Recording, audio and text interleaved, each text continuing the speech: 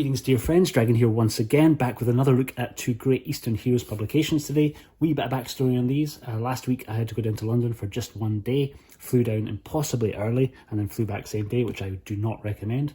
And because I had a few hours to kill in the morning, Rick Baker and London Ron very kindly said that they would come over and meet me for breakfast, and Rick brought me some fantastic little gifts. He brought me both volumes of the Fist of Fury special that he recently put out, aka The Chinese Connection.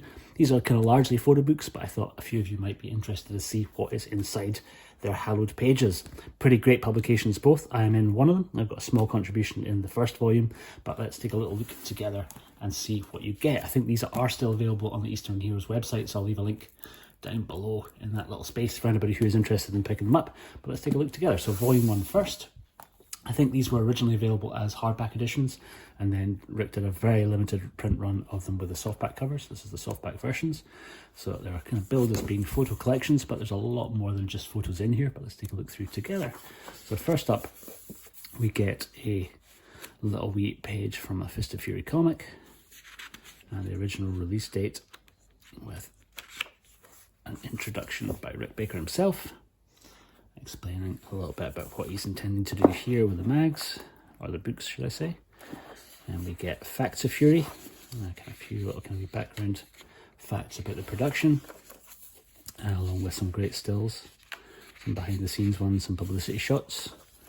Then we get How Bruce Rocked England, Andrew Stanton from Martial Arts Illustrated. That's done a little kind of wee deep dive into when Fist of Fury was first released in the UK, which many people might not know if you're not in the UK, but nunchucks at that point in time were largely banned in Britain because too many school kids were making them out of broom handles and bits of chain and doing themselves and other people horrific injuries. So the British government summarily banned them, and you weren't allowed to have them in any sort of media. So for years, those of us who saw this movie in the UK never got a chance to see the nunchuck section. Same with Enter the Dragon. But that is Andrew Stanton's section, and we get some great publicity shots. Bruce in his funeral suit there, looking very dapper. Pretty cool. A lot of these I've never seen before. Rick has a pretty incredible collection and resource archive of Bruce Lee images. And James Tien there, and Norm Yao. Very cool. And our kind of assembled good cast, if you like, as opposed to the baddies. The Charles Domino connection, and this is Charles is a Bruce Lee collector. He speaks a little bit again about his perspective on the film. And there is me, not doing my regular kind of Blu-ray section for a nice change. It was very, very good fun to do this.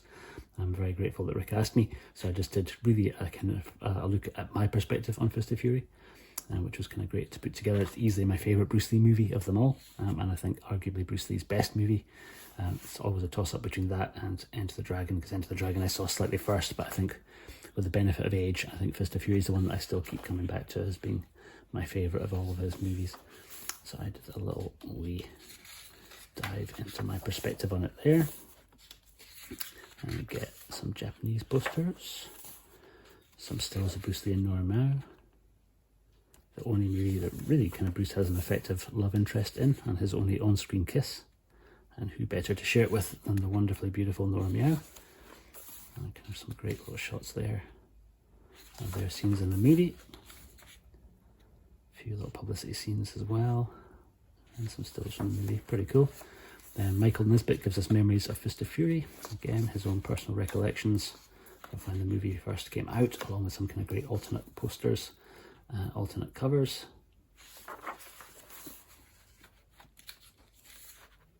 Various magazines from around the world, kind of Fighters Monthly, Kung Fu Magazine, Kung Fu Monthly. Then we get fantastic reproductions of the original lobby cards. These will cost you a small fortune if you're able to track down the originals, so it's really nice kind of having them here presented so well. Really, really nice set. We get an alternate section. Chinese not allowed, kind of breaking down the sequence when Bruce tries to enter the park, sees the sign saying no dogs are Chinese allowed.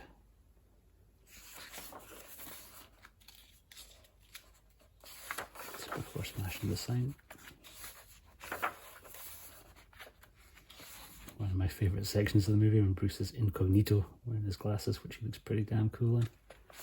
and sneaks in to bug the TV, bug the telephones.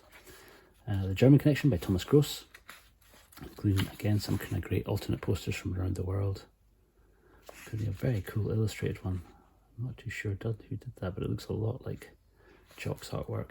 Pretty damn cool. Then we get reproductions of some other lobby cards from around the world. And German ones there. Loads more different adverts from over the years. So a lot of these I think were probably newspaper ads advertising cinema screenings. But really nice seeing them all collected in one place. Distributor sheets from Filmways. And Bruce Lee Confrontations. Some shots from the funeral in the rain.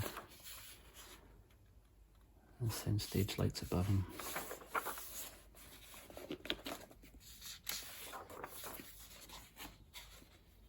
And the Japanese garden at the villain's lair.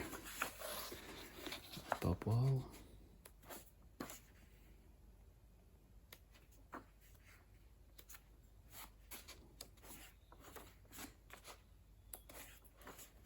Very cool.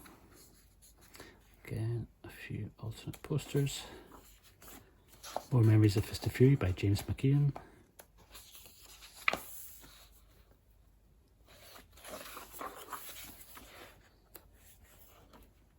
And then Models of Fury from Glenn Derbyshire. Look at some of his collection of Bruce Lee figures. Which is pretty cool. And that is it. That is volume 1. Jump over to volume 2, which kind of builds on the same theme and the same format, but with some more really kind of great contributors. So from this time around, we get an introduction by Bruce Lee himself, which is pretty cool. Some other alternate publicity shots. Again, Bruce with Nora, Bruce with Bob Wall, Bruce with some of the Japanese cast members. A letter to Bob Baker. A press book. And then The Art of Fury, The Craft of a Martial Arts Classic by Michael Worth. Michael Worth, who runs the Clones Cast podcast and the man behind Pearl River. Pretty fantastic little introduction there. He's doing quite a few commentary tracks now for a couple of the boutique labels, quite often in collaboration with Frank Jeng, but really nice seeing his little retake on the movie here. He dives in quite deep and speaks a lot about the cinematography and the camera work in the film.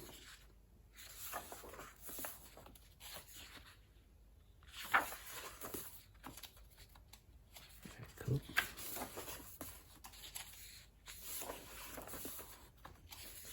And Michael's article's great. Michael Force in the movie. And we get a focus on the interpreter character. Some stills of his performance. Black and white and colour. Everybody Was Kung Fu Fighting by John Negron. Again, rounding up some different publications that focused on Fist of Fury from around the world. Great seeing all the alternate covers, including what looks like some Russian ones there. Pretty great. A few of his figures from his collection as well. Laserdisc. Pretty great. Collection of Fury by Hector Martinez. A few of Hector's Fist of Fury rarities and collectibles. Great Beastie Boys. Kind of wee flyer there for, don't know if that's for a gig. I think it might well be. But pretty cool, supported by Luscious Jackson. Cool. And another alternate Laserdisc covers. Japanese Laserdiscs, or possibly CDs. Great. And Hector's original lobby card set. Bruce's Singing Rods of Iron, kind of focusing on his nunchucks. And some stills from those shots in the film. Pretty cool. Japan's Bruce Lee Fever by Choshi Imai. Looking at a lot of the kind of printed materials made in Japan for the film's release. It's hugely popular across in Japan. And Bruce was every bit as popular in Japan as he was in Hong Kong, I think, at that point in time. And we kind of get some of the press ads from Japanese newspapers. We are not sick men of Asia, breaking down the dojo sequence. Stills from there. Easily one of Bruce's top kind of action sequences of any movie, really. That dojo sequence is incredible.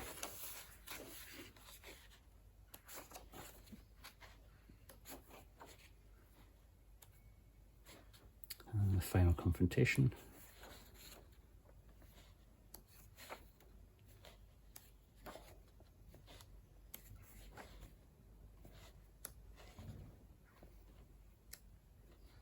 And then a great collection of behind the scenes shots, which are very cool to see.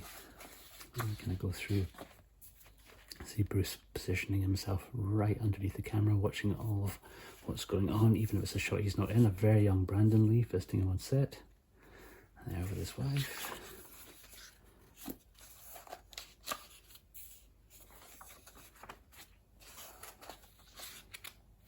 And the director away.